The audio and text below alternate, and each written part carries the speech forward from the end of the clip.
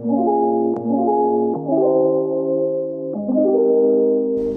guys, welcome to my get to know me video in my car. I hope you don't mind. I really wish I had a studio, but I don't at the time.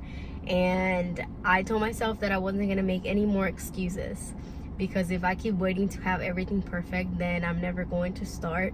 So here I am. I just want to share a little bit about me, because I know that I'm posting a lot, but I don't want you to feel like I'm a stranger. I want you to know where I'm coming from and the reason why I do what I do.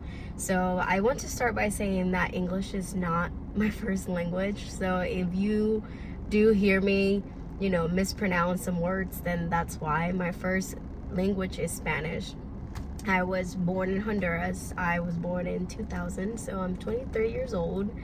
And I moved to the United States when I was 10. And believe it or not, my mom is very shocked that I remember things when I was like 3 years old. So I have really good memory of my childhood. It was a really good time when I was living over there. I know things have changed, but I want to share with you what it was like to be raised in another country.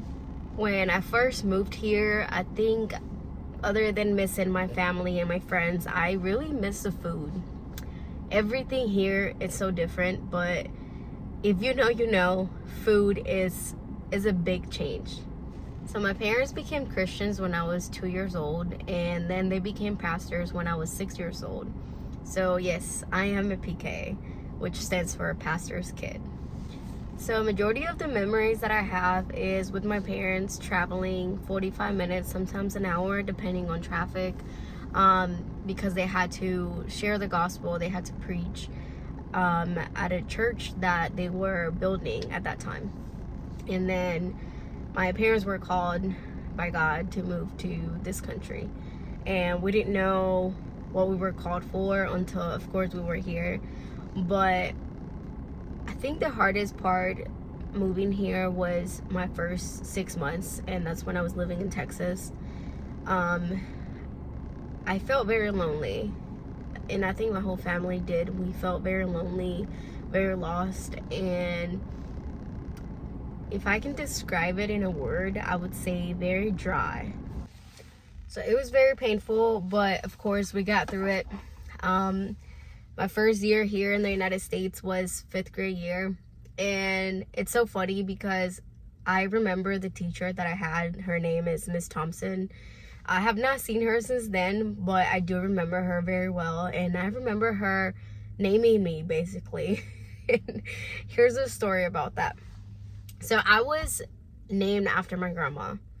My grandma's name is Eving, but her name is spelled with the I-V-I-N, without the G. And my whole life, they call me Eving, the same way as my grandma.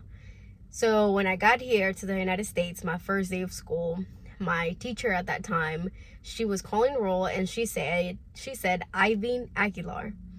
And I didn't know English. I didn't understand what was happening, and I didn't respond. So she came up to me, she showed me the paper, and she was like, "Is this you?" And I said, "Yes, that's me."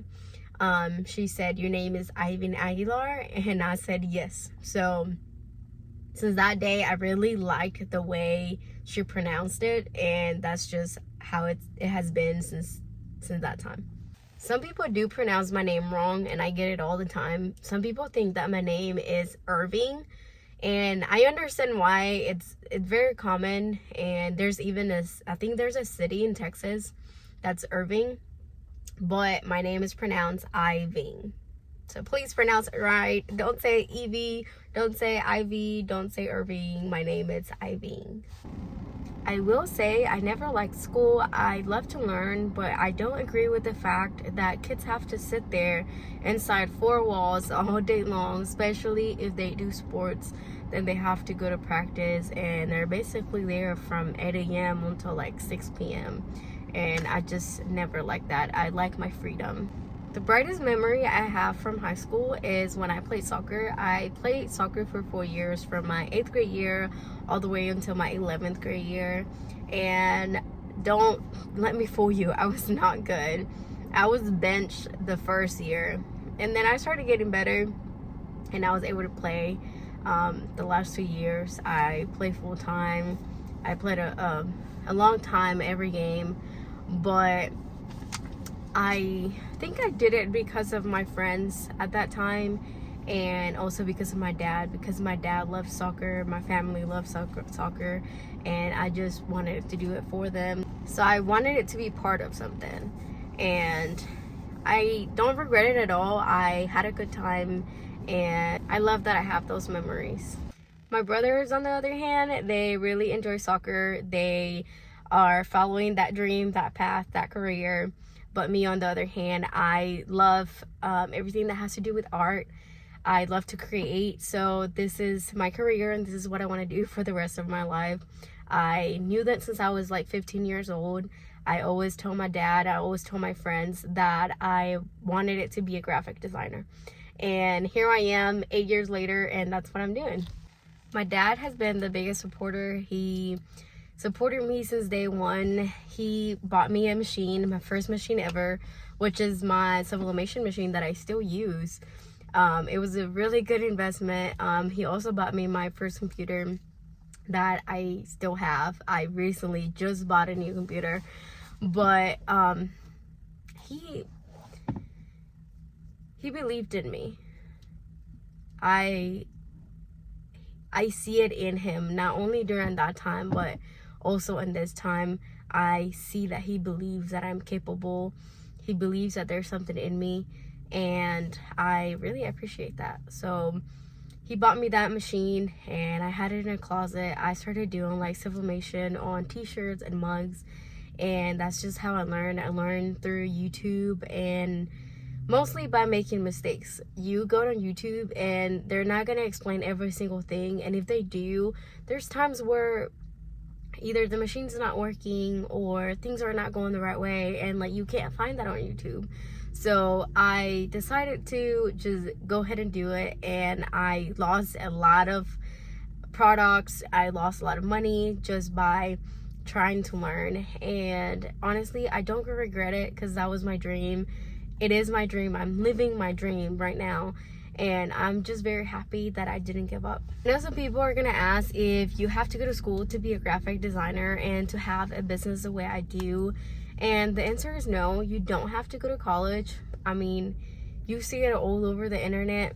A lot of people are just taking courses, they're learning, they are experiencing, and they're just growing with what we have. And you don't have to go to college, but I will say I did go to college to get my associates in arts. I really enjoyed it. I enjoyed my art classes. I feel like I learned a lot, and I think the class that I enjoyed the most was my painting class and my graphic design 1 class. Those two were the classes that I feel like I learned the most. I learned about color, I learned about perspective, things like that. And I'm not gonna say go to college if you don't like school, but I will say take some courses to learn certain things. I know that you can learn on your own, but if I can do things again, I would have loved someone to teach me and to help me go through those mountains. So if you do want to follow a career, I will recommend to get a mentor. Like, learn from somebody else. Don't do everything on your own, because it takes way longer than if you would just get advice from somebody else. So when I was about 17 years old, I remember praying in my room, and I told God, this is what I want. This is a career that I want. And I remember clearly that he told me that I was going to open my business before I turned 20. And I opened my business as an LLC in 2020, December 4th. And my birthday is December 18th. So 14 days before I turned 20. And it's really a testimony. It's part of my testimony how God, when you fulfill his dreams, he fulfills your dreams. When you obey him, when you love him, when you want to give him your life. Not perfect, but when you're willing to listen to him and you want to love him and there's a heart for him, he will listen to you and he will help you to achieve those dreams. So yeah, so my business has been open since 2020, and it wasn't easy. I went through a lot of things that have to do with business that I didn't know. And if you want a word for it, I failed. I failed with my business. In 2023, it was the hardest year in my business. I didn't have any sales. My sales went down drastically. I think also because I went through a change in my personal life. So I had to get a corporate job, and it was hard going from being your own boss to having to go to a place where they're going to tell you what time you have to be there, what to do, how to do it, how to dress, how to speak. So it was really hard, but I feel like God made me go through that to learn and to value what He has given me. There is so much value in freedom. It's not just financial freedom, which I know that we are all looking for that, but I focus more on the time freedom. I want to be free with my time. I want to be able to spend time with my family. I want to be able to make my own schedule to where I can spend that time with my family. So I feel like God made me go through all that just to value that, to value the gift that He has given me. And if you have a gift, you have to value it as well. I will recommend to put everything for that dream, for that desire that you have inside of you. No one is going to care about your dream the way that you will care about your dream. So you have to value that dream. You have to work for that dream and make your dream come true. It's not going to be easy, especially if you want to be an entrepreneur. Majority of the businesses, when you start, it takes between 2 to 4 years for it to blow up. And this is the first year that my business has been running the way it's running. I have sales every single week. Almost every day I get a new sale. But it's taken years, since I was like 16, learning and getting that knowledge for me to get to this point. It's not something that happens from one day to another. I honestly feel like I have a lot more to share, so I think I'm gonna do a part 2 of a get to know me video so you can know my story and everything that has to do with business and my love life. I also want to share that with you guys. My love life, how it feels to be a pastor's kid, relationship with God, and my experience in college. There is so much more that I can share, but I don't want this video to be too long. So I'm gonna do a part 2, and I hope you like this video. And if you do, then turn on the notification so you can be notified when I post part 2 of this video. Thank you for watching, and make sure that you follow me on Instagram. Bye.